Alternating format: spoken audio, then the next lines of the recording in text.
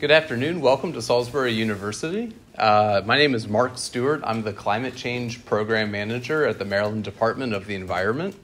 And before we jump into things, I want to first ask, as you can see, we have interpretation services here. Is anyone in need of sign language interpretation during the event?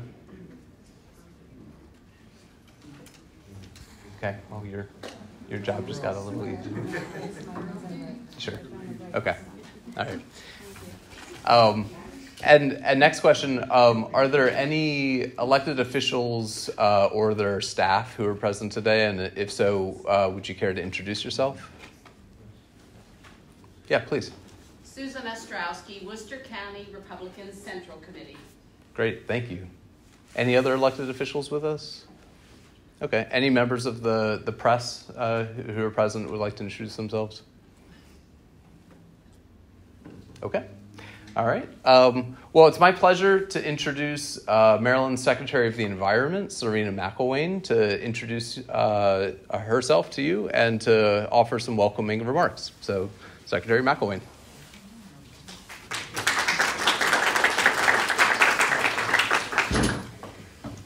Okay, good afternoon, everyone. Can you all hear me okay? No. No, you cannot hear me okay. All right, let's keep. Oh, what about now? Better? Yes. This is as good as it's going to get. Yeah. I'm like right there on it now. Okay, well, so happy to see all of you here.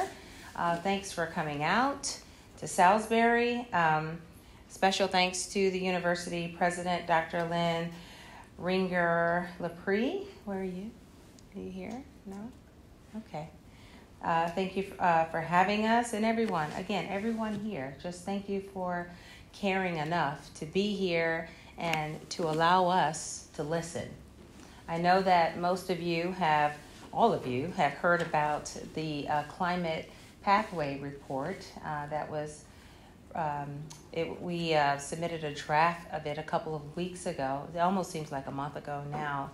And as you know, climate change is serious and it's real. And that's why the pathway report has a lot of aggressive and innovative ways for us to think about meeting the goals.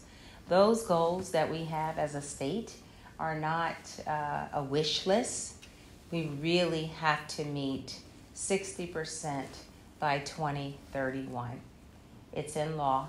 And so in the report, as you'll hear more about in a little bit, there are, again, a lot of innovative ways that will push industry, push us as consumers to do what we have to do to see if we can meet those goals together.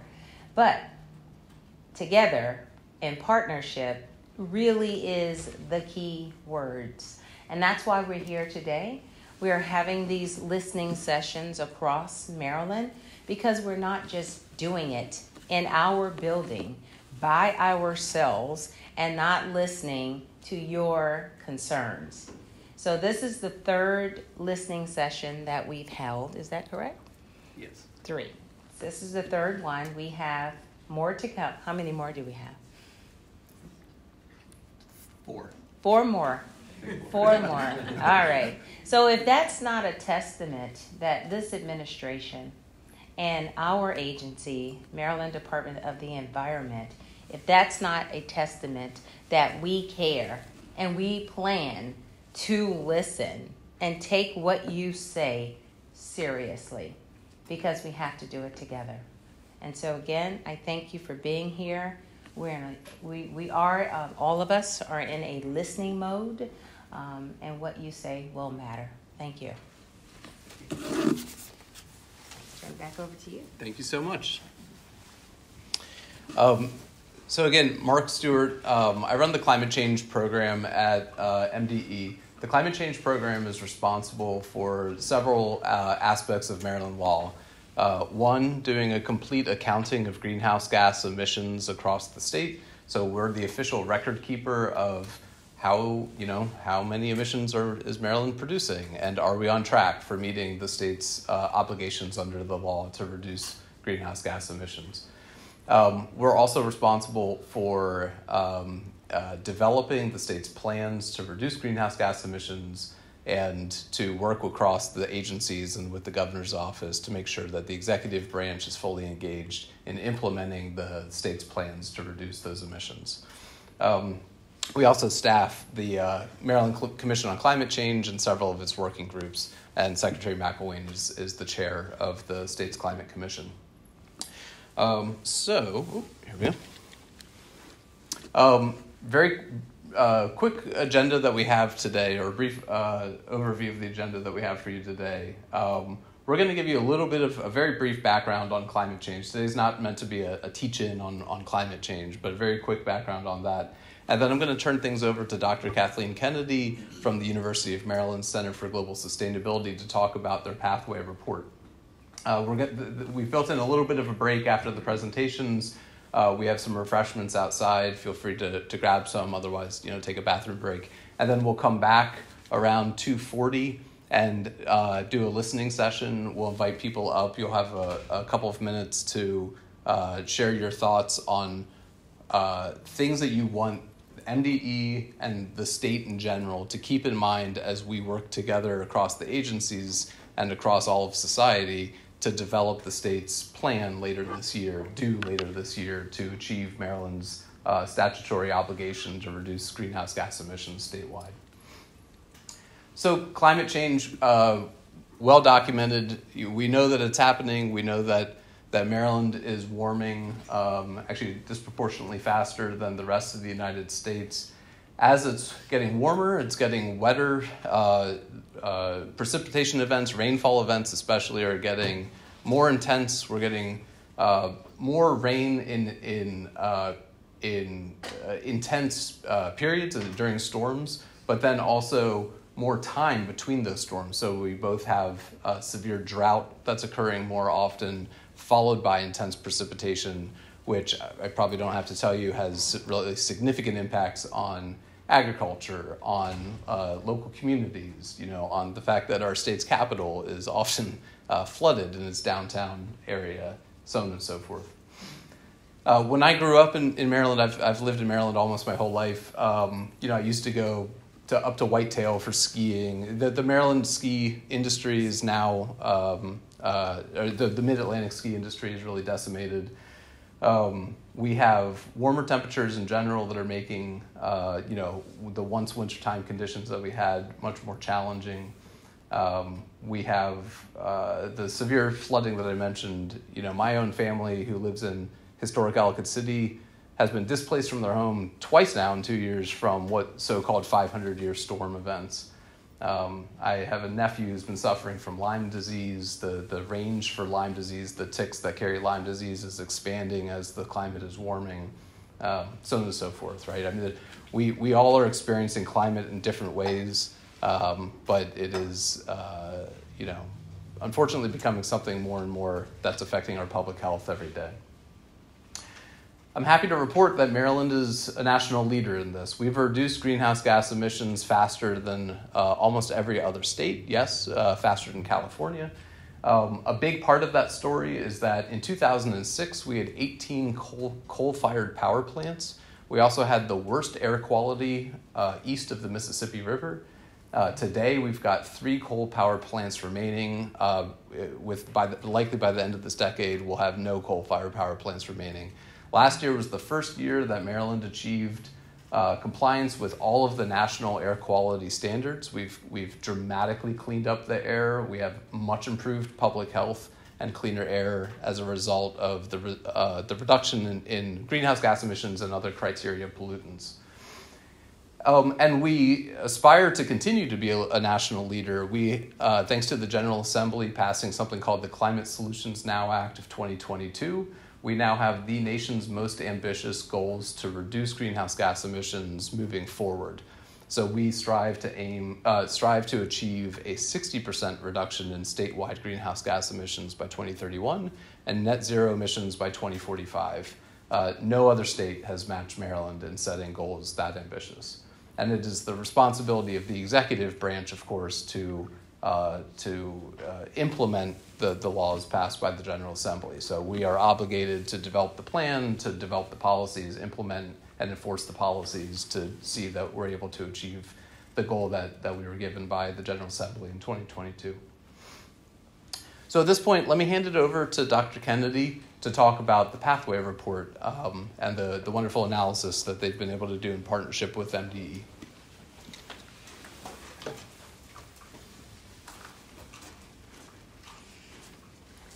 Thanks, Mark.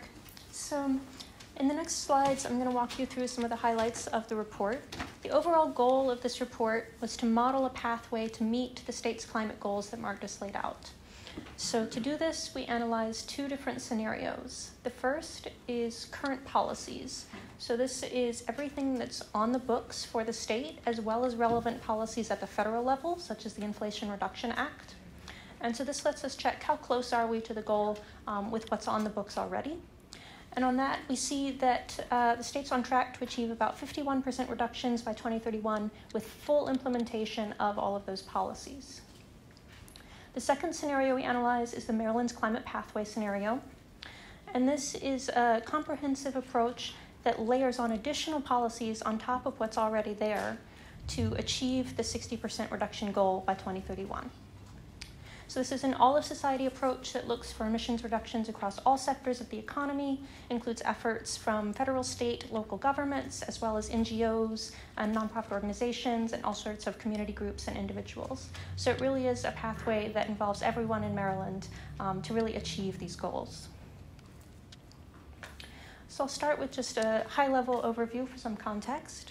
So this is the overall trajectory of emissions within the state of Maryland from 2006 on the far left, which is the baseline year for Maryland. This is where all those percent reductions are measured from, all the way out to the 2045 net zero goal on the right. And you can see Maryland has already reduced emissions by quite a bit, thanks to things like the Greenhouse Gas Emissions Reduction Act and other efforts. But the Climate Solutions Now Act did up the ambition.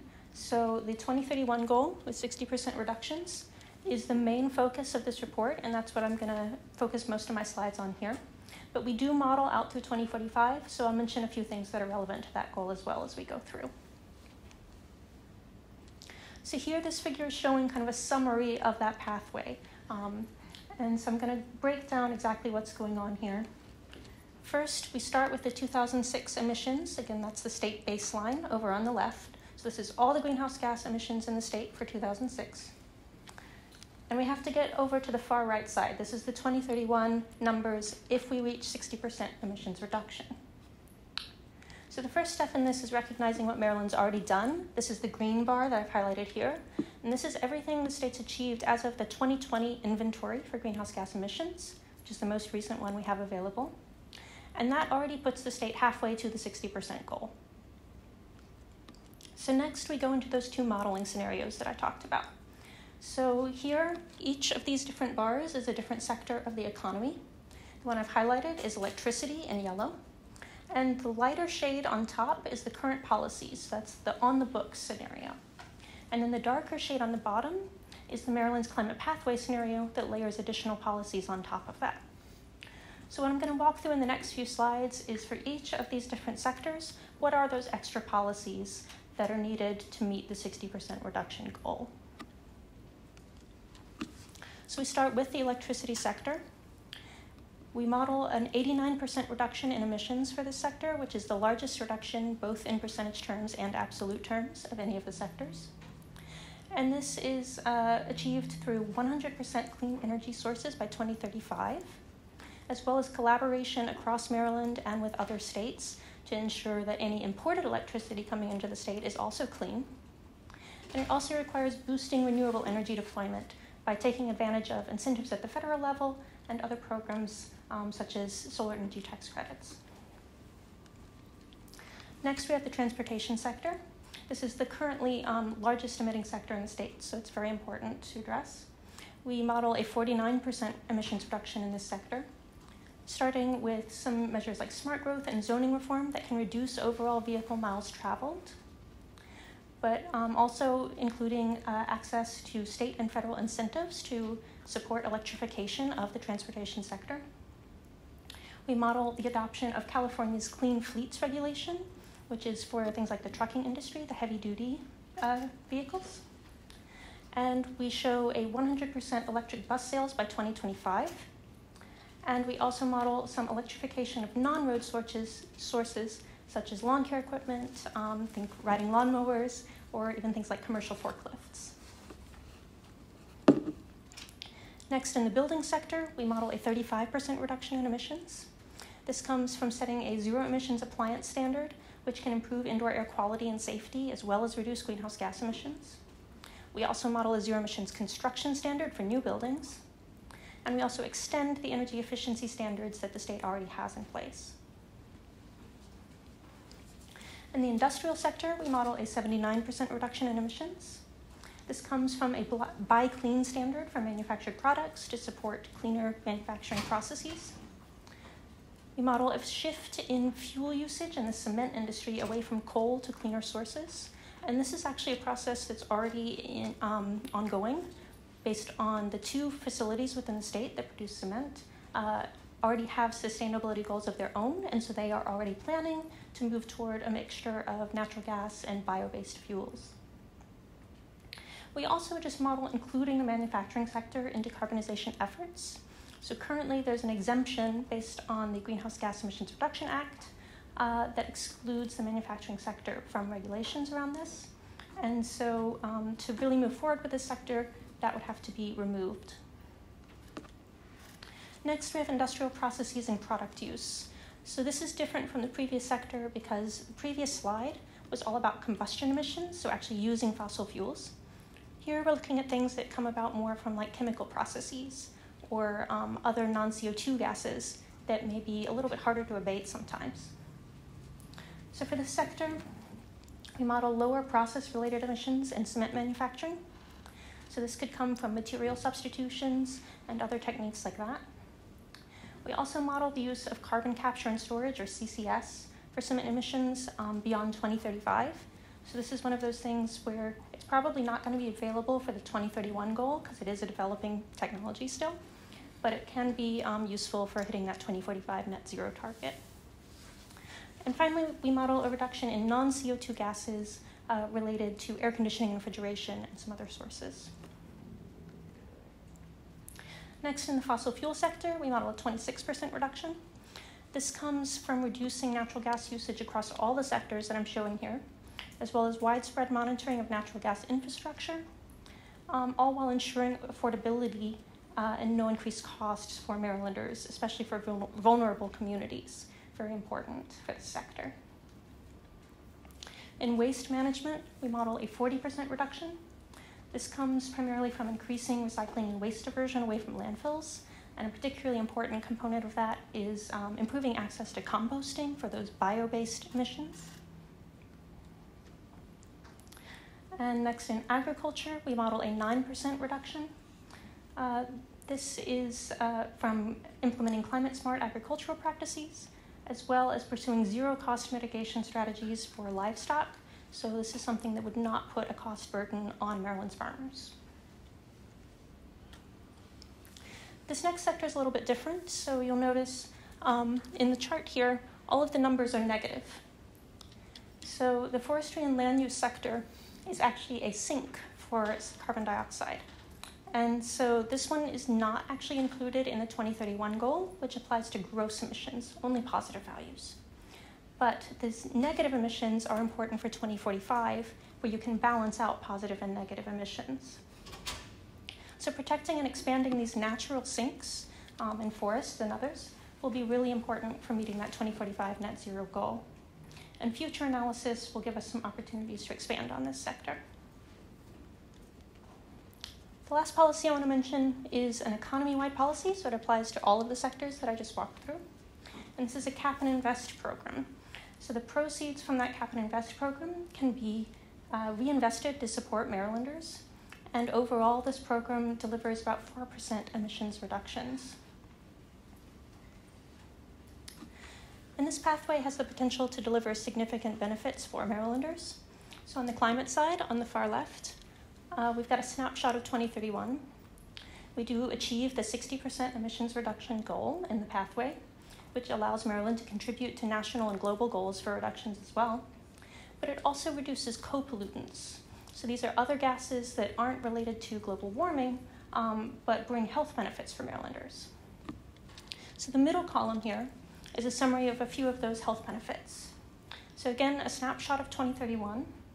We would expect to see up to 1,000 fewer cases of upper and lower respiratory symptoms, up to 51 lives saved, and over 16,500 fewer days of restricted activity from air pollution. And this translates into economic benefits as well. So the final column here is cumulative benefits through 2031, so all those years added up. And totaled, those health benefits we expect to be between $1 and about $2.4 billion. It would also, the pathway would also create about 16,700 new jobs and lead to a $1.5 billion increase in personal income.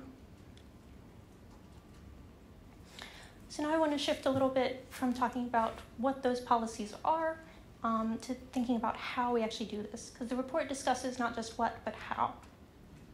So each sector has some unique challenges and opportunities that we can look at to think about how these policies can affect people. First, with electricity, decarbonizing electricity also enables decarbonization of other sectors where electrification is a key solution. So think about buildings or transportation. It'll be really important to ensure an equitable transition for this sector, including access to incentives for everyone, particularly those at the federal level, such as available through the Inflation Reduction Act. In the transportation sector, we can think about overcoming barriers to the electric vehicle transition and reducing vehicle miles traveled. So a key consideration here is affordability, making sure that everyone can afford to buy an EV. Also thinking about access to charging infrastructure. So those who may not own their own home and not be able to just install their own charger, how can they get access to charging for their electric vehicle? As well as access to public transit. And that's the reducing miles traveled part, where you can shift some of the burden from cars to other modes of transport. In buildings, we want to make sure that efficient and clean building technologies are available to everyone. So again, thinking about affordability, making sure everybody can access these new technologies, and also making sure that access is available both to those who own their own home and those who have to rent. Next, looking at the industrial sector. The industrial sector can be difficult to decarbonize, but it has a very large untapped potential. And key to this will be stakeholder engagement, really working with those leaders in the business community who are already working toward their own sustainability goals and working with them to support that. There's also a role here for research and innovation, so pushing for those solutions that may not be quite there yet and need more time to develop. The waste management sector is an opportunity to reduce greenhouse gas emissions with a lot of implications for equity. So thinking about the air pollution that also comes with that and how we can reduce that, as well as thinking about how we can divert waste to just reduce the overall size of the problem. The land and agriculture sector can contribute to reductions and help the Chesapeake Bay. There's a lot of synergies here where actions can both reduce emissions as well as do things like improve soil health or preserve and expand forest sinks and improve water and air quality. So with that, I'll turn it back over to Mark. Thanks, Kathleen. So, I forgot my prop. So we're gonna take a brief break. I think I promised that we'd come back and start the listening session at 2:40. So for the next 10 minutes or so, Kathleen and I will stay here. If you have any questions about anything that we've presented so far, any questions about the analysis that the University of Maryland conducted, then feel free to come up and ask for, if you have any clarifying questions about any of this. We'd be happy to take those questions during the break. We'll stay in here. Otherwise, there's, I believe, some water and iced tea and cookies set up outside. I did notice a sign on the door that says no food allowed in here. So if you're going to enjoy some cookies, enjoy them in the lobby before coming back in, Although if I read the sign correctly, unless someone from the university tells me otherwise, I do think that you can bring water back in. Yes, sir. Is that PowerPoint series available on the website that is being shown there? It is. It is. How findable it is when you get there, I'll have to talk with my team about. But yes, this presentation is there. I also wanted to point out that you don't feel compelled if you're not comfortable providing input to the state on these policies and considerations. If you don't want to take the open mic today, you're also welcome to submit feedback online through the website that's listed on this card. And also, of course, there's a lot of content in the Pathway Report. There's a lot that Dr. Kennedy just touched on in her presentation. This is I'll call it a handy summary of a lot of the different strategies that are embodied in the Pathway Report. So anyhow, enjoy break. Let's reconvene in about 9 minutes at 10:40. Thank you.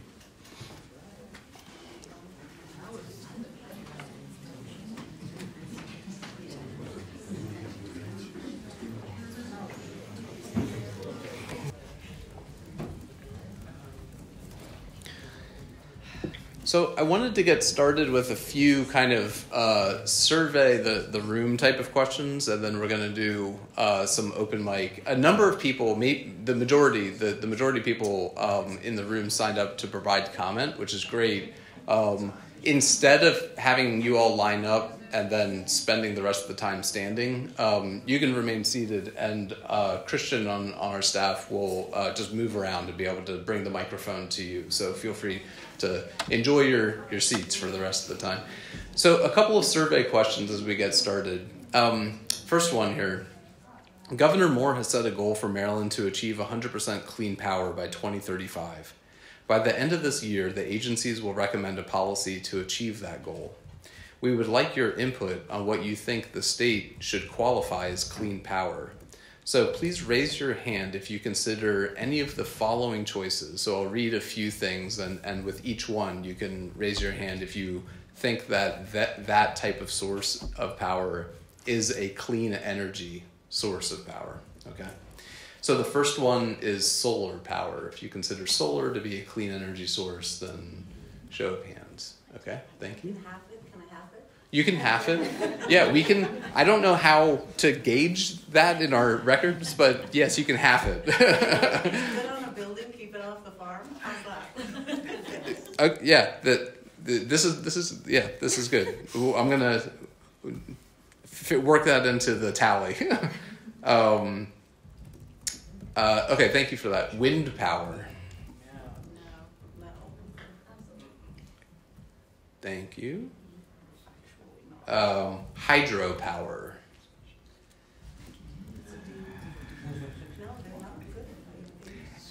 And I see those looks on people's faces. You're like, it depends. There's a lot, and I hear you, and we understand. Nuclear power. All right, thank you. Woody biomass. That means burning wood for electricity production.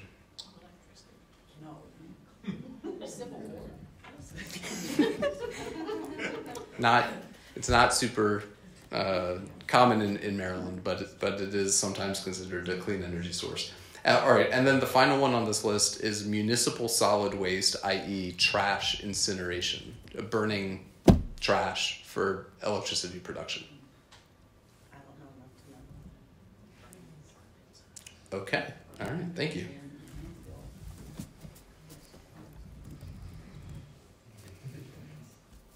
Okay, next kind of survey question, and then we'll get into some more discussion-based questions.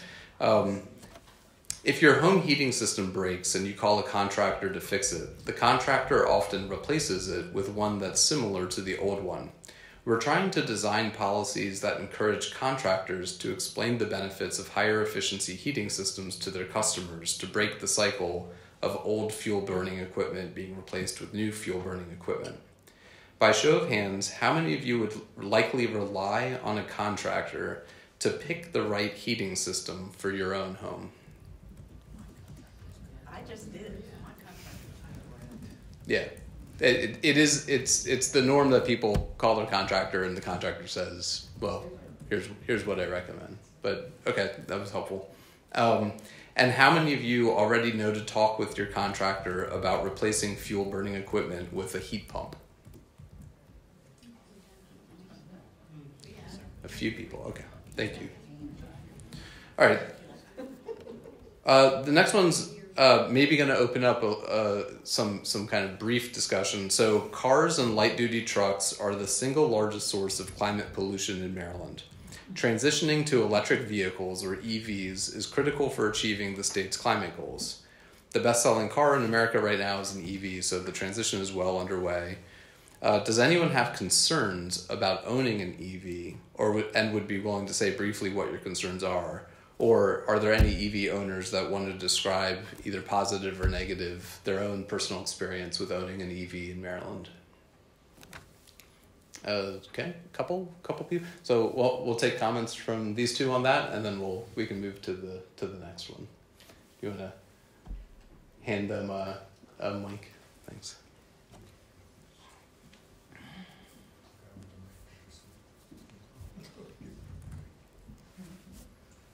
Well, thank you, Mark. I'd like to say and clarify the record that I am a large supporter of electric vehicles. Recently in the city of Salisbury, worked on a program to join the MDE CFI grant through the US DOT. I would like to say, though, as someone growing up with an Argentine American father, we would commonly work on our car ourselves, constantly in our garage, taking out all the bolts and doing everything ourselves. Yeah, it seems like EVs are very hard to work on your own, and I normally see this as a grease monkey issue, but also a bit of an equity issue if you have to always take it to the shop. I don't know too much on this subject, but it is a concern that I have just as a general consumer. Yeah, very. Yeah, of course, cars across the board are pretty much turning into driving computers that are getting really complex. But yeah, that might be especially true with EVs. Thanks. And then I think you also had your hand. So I live in an apartment complex that has street parking and no access to a garage. Having an electric vehicle will mean that I will have to leave my car somewhere else to be charged, for example, Salisbury University, which is not far from my apartment, but for somebody who doesn't have any stations nearby, having access to a quick charge, that will be vital, because otherwise I will never be able to use the car. Yep. Yeah, not surprisingly, we see EV ownership. So almost all of the EV ownership that has occurred so far has been with people who have a dedicated parking space, right? A driveway, a garage. Increasing access to public chargers and other charging solutions is a very important part of the transition and development of infrastructure for EVs. Let me take, were these in response to the EV subject? Yes. Okay, all right. Then why don't we take two more, and then I've got one other question before we open it up.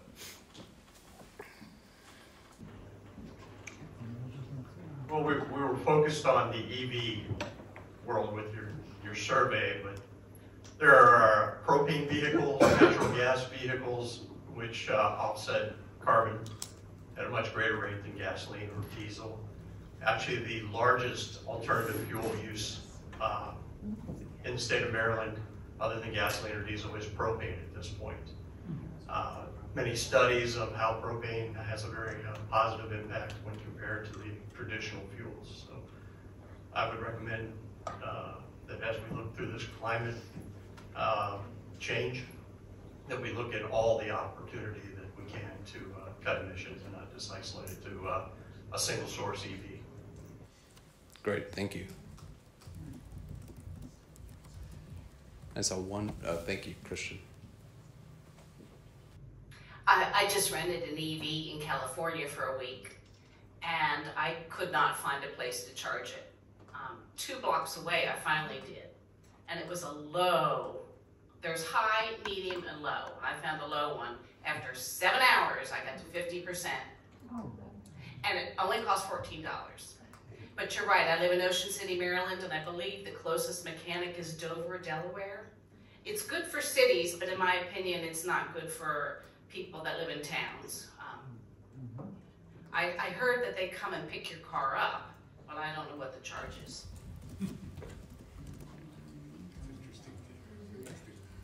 Thank you very much. I also want to mention briefly that Sandy Hertz from the Maryland Department of Transportation is with us, and MDOT is doing a lot of. Sorry, that was maybe the wrong. I'm sorry, Sandy. That was maybe a bad moment for you. Yeah, you're welcome. MDOT is doing a lot of work in coordination with MDE and other agencies looking at EV infrastructure issues and taking advantage of the tremendous amount of federal funding available in this area to make sure that Maryland's roads are really built out with all of the public charging that's needed to achieve the transition, which is, I mentioned it's well underway. It's also, Maryland is one of the states that has followed the California standards in requiring manufacturers to sell increasing percentages of zero-emission vehicles in our state. So it's a trend that, for market reasons, is accelerating in any case. But you know, there are a number of states that, and actually the new federal efficiency standards themselves are really doubling down on the fact that this transition is going to, of course, continue. All right, let me get to one more question, and then we'll open it up to any other comments. The state government is currently prohibited from requiring manufacturers in Maryland to reduce climate pollution. The University of Maryland has produced 2 reports suggesting that the state lift that prohibition and allow the manufacturing sector to participate in climate pollution reduction programs. Would anyone here like to share your opinion on including or exempting manufacturers from the state's plans to reduce greenhouse gas emissions? We've got one, thanks.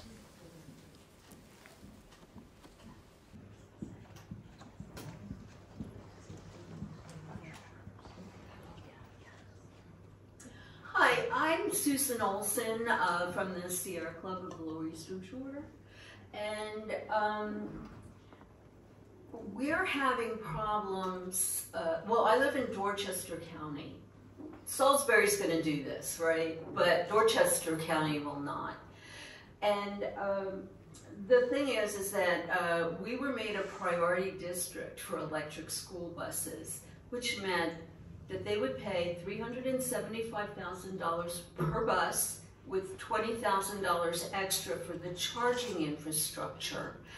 And they wouldn't apply for it. They could have gotten 25 for free, and they wouldn't apply. It was an easy grant. Okay, that's what we're dealing with in my county. And they are saying they are so resistant to electric vehicle anything. They're saying that it's not going to work in rural areas, the batteries don't last long enough, you know, they're worried about flooding, so that's a problem we have down here. Yeah, thank you for sharing that. All right, and on, let's see, the topic of the manufacturing exemptions, okay, thanks.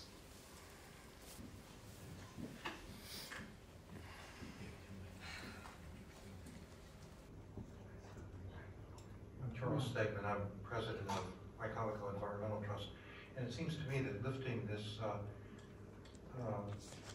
law in Maryland would level the playing field. There are corporations and industries and manufacturing out there that would like to help with meet these goals, these greenhouse gas reduction goals. And Can you speak up, Charlie? I can't hear you. I can't. Doing it because Charlie, go louder. Louder. They're probably being hampered from meeting their the goals that they would like to comply with because the playing field is not level for them. And that's what government is for, to level the playing field and have everybody play by the same rules, and to help society that way. So I would go along with lifting that ban on Maryland regulating manufacturing industries. Okay, thank you. And we've heard similar sentiment from the manufacturing sector, so it's helpful. All right. So I know a number of people signed up to provide comment. Again, instead of having everyone have to stand in a line, if you want to just raise your hand if you have a comment, and Christian will get all the exercise over the next 35 minutes or so. Yes, ma'am. Hi, I'm Ellen Valentino, and I want to pose a couple of questions and raise a couple of concerns, specifically with the transparency of the listening sessions and what we're hearing today.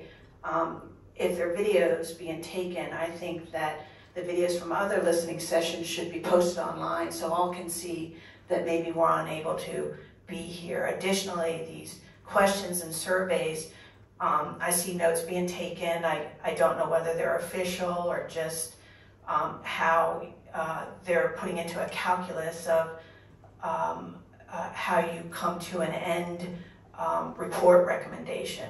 Most importantly, too, the comments on lines that are being submitted aren't open to the public, nor are your responses back to them.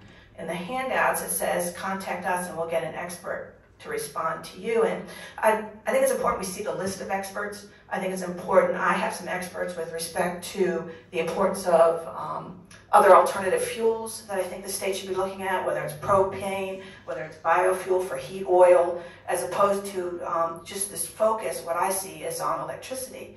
But more importantly, the recommendations in here, manufacturing being one, and we may differ. We may differ. It's very important that the public see this, and that they see your response to the public within your portal, and that these recordings be put online, because I'm not sure the survey questions you ask here are the same ones that were asked in Hagerstown, the same ones that will be asked in Morgan. And as we go forward and looking at this report and the ramifications of it, in order to have trust in your government, you have to have a check. You have to have a public check, as opposed to a private portal, or opposed to academic report that isn't subject to what I'm going to call a peer review for maybe other experts. So listening is great. I would recommend that we take the authors of the report, the experts, and yourself, and we do a public Q&A with them having to respond in public as opposed to just listening. And that way then the public can see this give and take discourse, which I think may produce a better product. So again, there may be differences of opinion in this room, but I think the one thing we agree on is we have to see what you're saying and what you're doing and how you're responding, and these recordings need to be put online as opposed to any comment that is being received, and your responses back to the public. So thank you. Great, thank you, Ellen. And so a few questions were in there. The questions are the same for each of the listening sessions. We do post all of the written comments that we receive online. And as for recordings of the sessions, I'll have to check with colleagues at MDE as to whether or not each of the sessions, I don't think that each of the sessions are actually recorded. There are 2 virtual sessions scheduled for September, just for everyone's awareness. But let me get back to you, Ellen, on the video recordings as well. I just want to add just quickly. The comments submitted online should be considered written as well, because they're submitted online written, not just like a testimony submitted. And the virtual programs you have are great. One is for elected officials only, so I want to make sure that the public can see that and see what questions they're asking and hear your response back to them as well. So thank you, I appreciate it. Kim. Yeah, and thanks for asking about that. There is a session September 5th for elected officials it's open to everyone to view. It's just that in that session, we're going to be taking questions and comments from the elected officials only, and not just state and local elected officials. Thank you. Who wants to be next to offer comments? Yep. Thanks. Sitting here. We'll go down the road. Let's go down the road. Thank you. I'm going to read because this isn't my day job. Clearly, I'm here to talk about the push for offshore wind and my concerns with that. And I'm sorry, I was told we had 2 minutes, but I'm 3 minutes anyway, but. I think that we had a note about 3 minutes each. So I've got a 3-minute timer, so I'll let you know when you're approaching 3. Thank you. So I picked a topic of economic loss due to these offshore wind power plants. So I will read. My topic is the economic loss due to the fishing tournament season in Ocean City, Maryland. And I'd like to make you aware of some facts about tournament fishing out of Ocean City. And these facts only refer to the 4 largest tournaments that come out of the beach. This year, the total winning payouts for these tournaments will be $18 million. Each boat has 6 anglers, a captain, and 1 or 2 crew. So for the White Marlin Open alone, which had 400 boats, that's 3,200 anglers coming to Ocean City and spending their money. That doesn't include their families and friends that come with them. Admittedly, I don't have all the exact numbers, but the White Marlin Open's economic impact to Ocean City is approximately $30 million in 1 week. I'm sure my numbers are low. You guys have much more of an ability to check, but I would like to share one thing with you from my marina alone, Sunset Marina, which has a restaurant called Sunset Grill and Teaser's Bar. On the last night of the White Marlin Open, there are many parties, but just at my marina, there's a huge one. And that marina, on August 11th, donated in excess of $90,000 into the tax coffers. Just that one day, there was over $1 million spent on booze and food, if you can believe it. But that's what these fishing tournaments do. And that's the kind of money they bring to our state. So I'm asking if you or Governor Moore have considered the economic impact of destroying our ocean and doing it in a way that BOEM even admits will have no effect on lowering our CO2. Orsted's own documents state a reduction in tourism of at least 15%. North Carolina just got spared offshore wind power plants due to the importance of their military base. And I wish I had the time to say Patuxent River, but that's not the topic. Do you really want to send 30 to 50 million in revenue from fishing tournaments to the Outer Banks from Ocean City? Because these sport fishing enthusiasts care about catching and winning fish, not where they dock their boat and not where they eat dinner. So my question, do you really want to send tens of millions of dollars from our beach to North Carolina's? And I could stand here all day.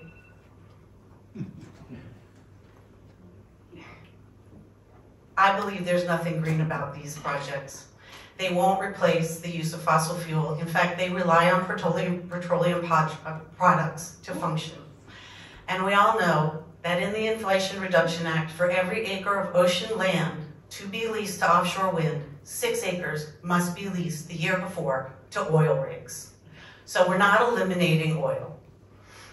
And I'm asking for you to seriously consider not destroying Maryland. At the very least, get Washington to extend the period for tax credits to these foreign-owned subsidies of big oil companies so the state of Maryland can hire real experts to review these projects and their environmental impact to our coast instead of relying on ex-executives and associates of Latham Watkins to rubber stamp whatever their previous clients want to go through. Thank you. And when we met at check-in, did you say that you had a 1-minute statement on behalf of someone else to share? It's a 1-minute trailer for a documentary that everyone should watch. Okay, all right. If we can, did Maybe you? if there's time at the end. Yeah. I think you'd raised your hand next. Thank you for the comments. I have them There's- written that I would like to have submitted. Yeah, and the website that I shared earlier, we're hoping that any written comments that you want to submit will come in through that. That'll help us record everything and then share it publicly. Thanks. I also am anti-wind turbines because I live in Ocean City also. The White Marlin Oakland will be drastically affected, and also our air shows. They will not be allowed since our wind turbines are now 900 feet tall. But at the start of this project, my 4 boating and fishing clubs were initially presented by the Danish foreign energy company Ørsted to be 100 feet tall. Well, then they turned into 400 feet tall. Now they are 900 feet tall, and there's 114 turbines 1 mile apart. That's just phase 1. That's just phase 1. So we were promised the fish will not mind the turbine vibrations. They will cling to the cement bases that are implanted 145 feet below the ocean floor. I mean, if you can imagine, that's a lot. But what upset my commercial fishermen's attention in my clubs was the fact there probably will be a mandate they must go 10 knots, 15 miles out to sea. They don't want to go 10 knots an hour. They want to get out to sea to fish. So that will take how long? And they will lose a lot of money. Well, they may not lose a lot of money, they will lose a lot of fishing time. And of course we have the whale deaths have increased 146% since the 9 sonar vessels are off of our coast. They're scoping the ocean floor. So we've had a lot of whale deaths. They're probably dying from the sound of sonar. Do you remember when we had the Havana syndrome, where the possible sonar weapon was used to disorient our diplomats abroad? It was very debilitating. And I think, me personally, I think that what's happening to the whales and the porpoises. They're beaching themselves. They don't, and I heard the noise in that Throw Caution to the Wind movie. Oh, the noise is annoying. It is, I had to turn my phone off watching the movie. It's a very annoying sound if you get to listen to it. Also, I'm said about the CO2. CO2 in our atmosphere only occurs at 0.03%. We're not even at 1%. And we want to lower the carbon dioxide, or the carbon footprint, I'll say. So we want to lower it. If we raise it, our temperature will go 3.5 degrees Celsius, I believe. But if we lower it, we're going to drop to 3.8 degrees Celsius. So I kind of feel like we're playing God here. We want a balance. But how are we going to get to that point and monitor the world? This doesn't make sense to me. Anyway, the wind turbine hearings in Calumet County this past March, they said regulating CO2 is an environmental wrecking ball and will cost each taxpayer an extra $6,000 over 10 years. So the cost is going to be very expensive. Energy must deliver the biggest environmental benefit at the lowest cost. And bragging, creating jobs are only temporary for welders and divers. So anyway, this is expensive, not cost effective, and regulated by foreign Danish energy. Thank you. My name is Carol Fraser. I live in Ocean Pines.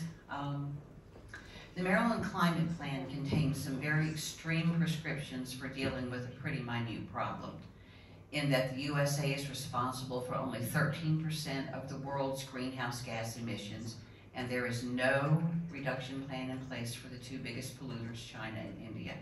They are building coal-powered plants like mad. So we're going to destroy our own economy and let them, I don't get it. Anyway, Maryland was also named the most improved state in the 2020 State Energy Efficiency Scorecard by the American Council for an Energy Efficient Economy.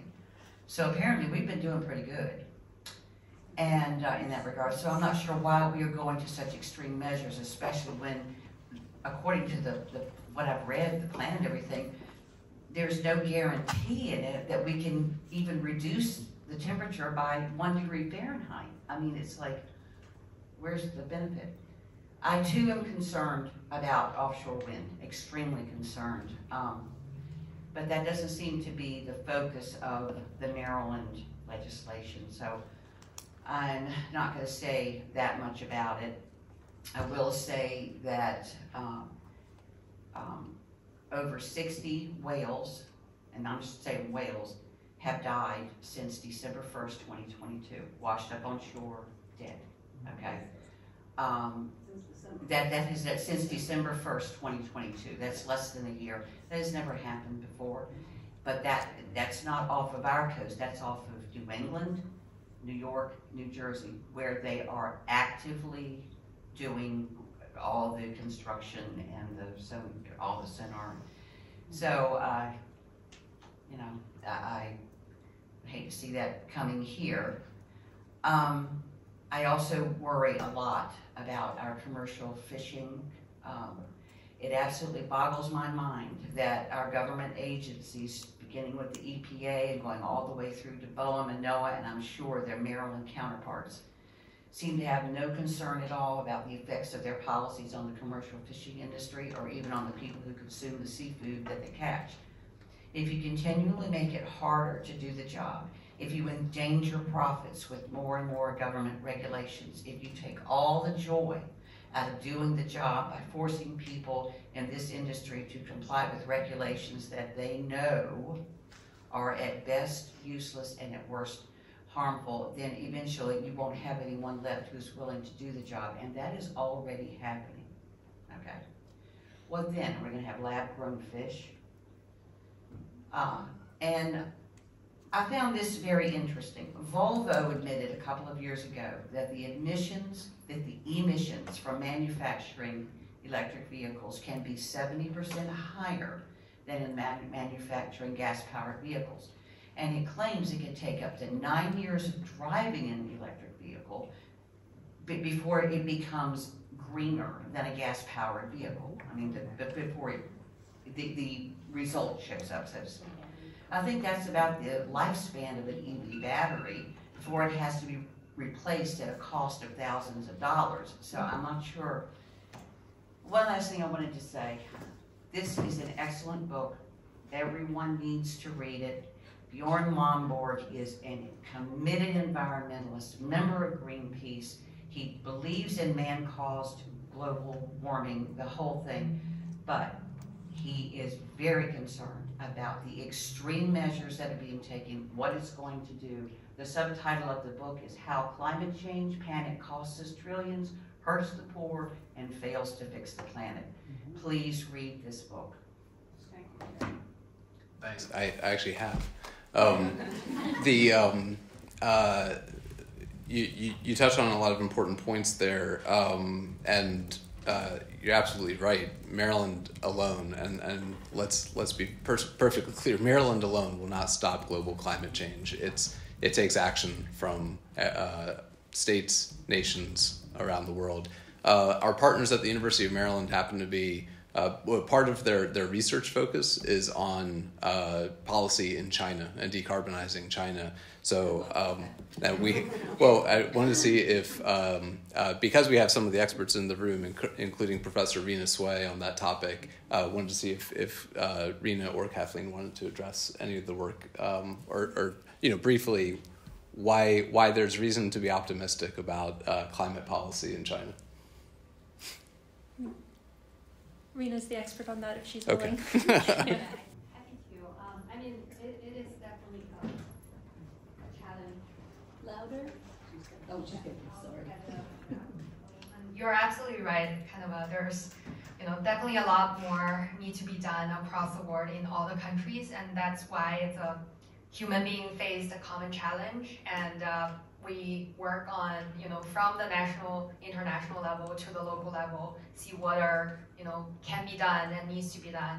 But I think, the developing country also are in a different stages now, and the opportunities, they don't need to follow what has been done by, the developed country with a lot of fossil track. Now there's opportunity to do the development at the same time doing in a greener way, right? Doing the renewable. China is also leading the renewable deployment, the EV deployment globally. is happening at the same time because the technology is also kind of reducing a lot of costs at the same time. There's definitely a lot to do, but that's our work. We do not only on the U.S., Maryland work, but also across countries. See what are the potential, how we can support people to raise ambition, raise action to kind of deal with the climate change issue together. Happy to talk more later.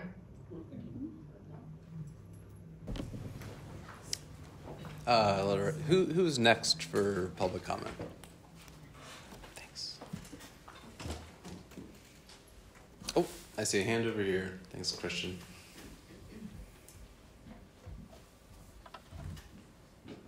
And thank you, Rena. Sorry for putting you on the spot. Good afternoon. First off, thanks for coming here to Salisbury University. As an alumni, it's really good to see you all here. And I was at Mako, so I heard some of your presentation there as well. My comment, and I should have raised my hand when you asked about EVs.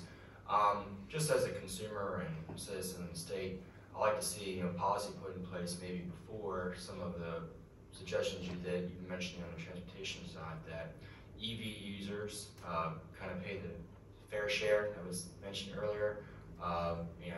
We go to the pump and we pay a gas tax. To my knowledge, EV users are not either paying a tax or a registration fee that goes toward making sure that our roads are being kept up to date in future infrastructure projects. So just me personally, as a consumer and taxpayer, I'd like to see those initiatives go forward first. Great, thank you. And I know that there's Sandy, a task force, a work group. There's some process to look at all these road use charges and that issue among others. So just so you know that there is a process. I'm totally blanking on the name of that process. There is an active revenue commission that just started meeting, I want to say about maybe 2 weeks ago.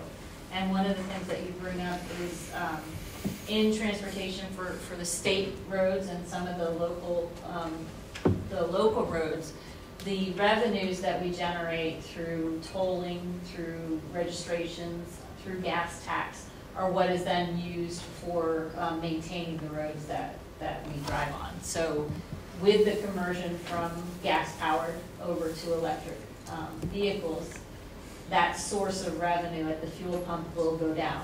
And so part of what the commission will be looking at is how do we create a sustainable source of revenue that allows us to maintain the transportation system in the future as we see some of these fleet conversions happening and other things in the future, like automated vehicles and, we're not going to get to the Jetson, where you can just open up your suitcase and it pops and creates a vehicle, I don't think, in my lifetime. But there are things that are changing that we have to adapt to, and finding out ways to continue to fund that is the charge of that commission. Thanks. Mm-hmm. We have about 10 minutes left until the scheduled end time for the event. Would anyone else like to offer public comments? Yes, ma'am. I see a hand here. Oh, yep. Go ahead. Okay. So this is the 3-minute section. Okay. Thanks. My name is Charles Stegman, president of the Wycomico Environmental Trust. Can you hear me? Yes. WET. Speaking on behalf of both WET and Friends of the Nanticoke River, the two Wycomico County-based environmental organizations. We are grassroots nonprofits that have been working for more than 3 decades to protect our natural resources and promote a healthy environment for all. We would like to compliment you on Maryland's Climate Pathway Report. It identifies a wide spectrum of actions that government can and should take now to accelerate reduction of greenhouse gas emissions. We support its well-considered science-based recommendations. We are impressed by the reports, the all-of-society approach, and by your call for input and participation.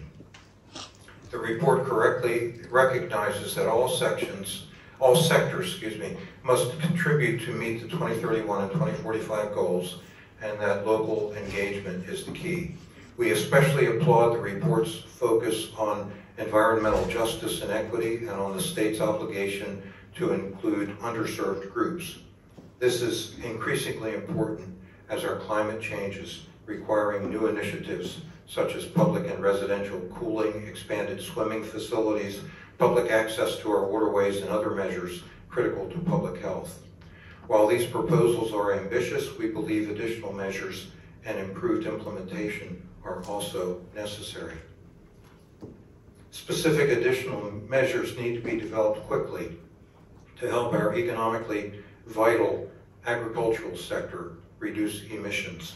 We understand that you are already collaborating with MDA on measures to improve soil health to support this goal, and we urge a continued focus on this initiative.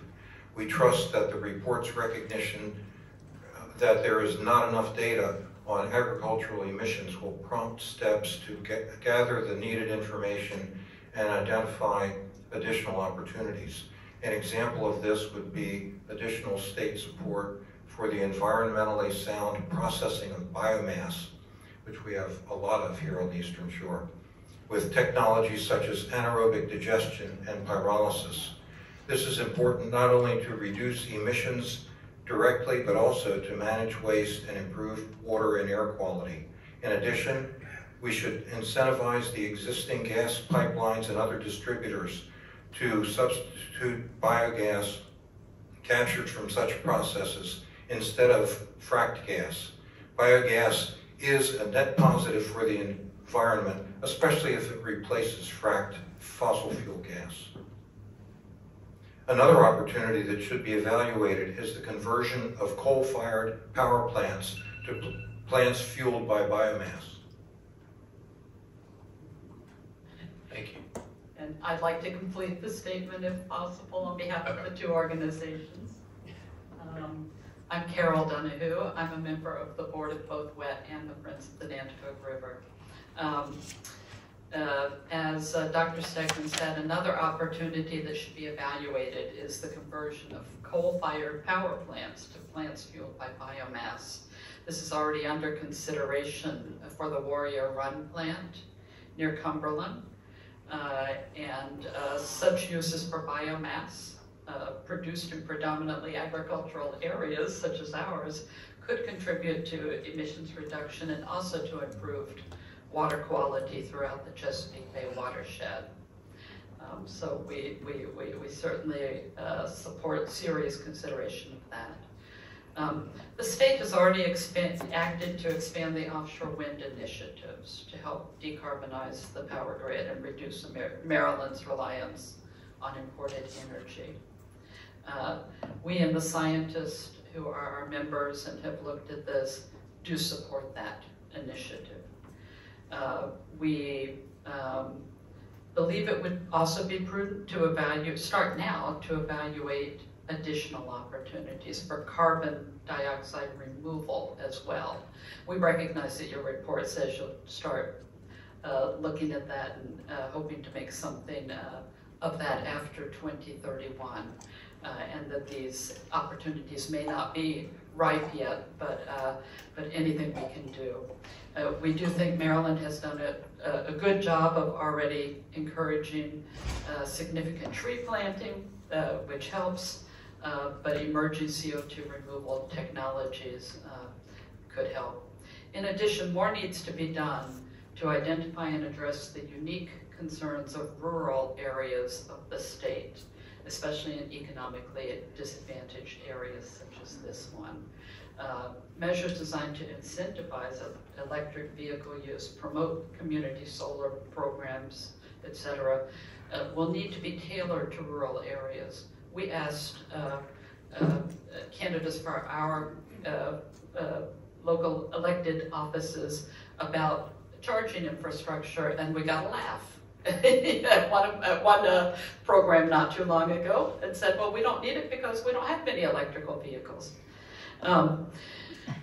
Improved implementation. The report does acknowledge that even existing policies haven't been yet fully implemented. It assumes that this is going to occur quickly and that it will enable us to achieve the 2031 goals. We support the full implementation of existing policies, but it's not clear how that change will occur. We will say, with respect, that our experience is that there is often a significant gap between the requirements of the law and their implementation in practice at all levels. Implementation varies substantially depending on the resources and the expertise of agency officials. And there is a lack of coordination, sometimes coordination issues between state agencies, for example, between MDE and MDA, that have caused confusion about responsibility and accountability and created some serious implementation gaps that need to be addressed. Thank you. We have, I think, maybe 2 minutes or so until 3:30. So I see a hand here, and then I think I know you put your hand up. You had an opportunity earlier. I'll be happy to stay behind and take your comment and any others for a few minutes after the event. But why don't we conclude with your comments, and obviously, feel free to leave and take any of the refreshments along with you if there are any left. Go ahead. Okay. Can you hear me? Yes, ma'am. My name is Linda Bystrak. I'd like to make sure that the state of Maryland, before they go into the offshore wind industry, which I totally support, I would like to ask them to create some best management plans for offshore wind turbines. They should include protections for birds and aquatic species, especially those that are that are threatened or endangered. They should also protect local shipping, like the oil tankers going into Delaware Bay, and low-flying aircraft. The Bureau of Land Management for the federal government has best management plans for wind times on land, but not on water. Please evaluate and use the latest technology like red and UV lights, sound, ultrasound, different blades, and tower heights. Plans for recycling used blades should also be addressed. We need a best management plan for our offshore wind times. There are no plans like that in the United States. Thank you. Thank you. Well, I really appreciate the input that you provided today. This is, one of, I'm losing count, 7, 8 listening sessions that we're hosting. We've been receiving a number of comments through the online process. We encourage you to submit any written comments that you have, written comments that you shared today, verbally, written comments that you, would like to take the time to write and submit to us within the next few weeks as we have this this period open. There's a lot of work to do for the agencies and for the governor's office in the months ahead to come up with the final plan. So the state's plan to achieve the 2031 emission reduction goal is due by the end of this December. And then following that, I can tell you that there'll be multiple other plans that'll be released on how the state's going to take advantage of lots and lots of dollars of federal funding that's available for different things and so on and so forth. So the plan in December will not only state more clearly what the specific policies might be that the state will pursue to achieve the emissions reductions that are required by 2031, but also the road ahead in terms of the additional studies, plans, and processes that we are establishing to continue this hard work of achieving the all-of-society approach to reducing greenhouse gas emissions and addressing climate change. Thank you very much for your input today, for your time to come to this session on public policy. Not always the most exciting. Oh, I'm buzzing myself here. All right, on that, I'll stop rambling. If there are cookies and iced tea left, leave me one cookie, and otherwise, thank you and enjoy your day.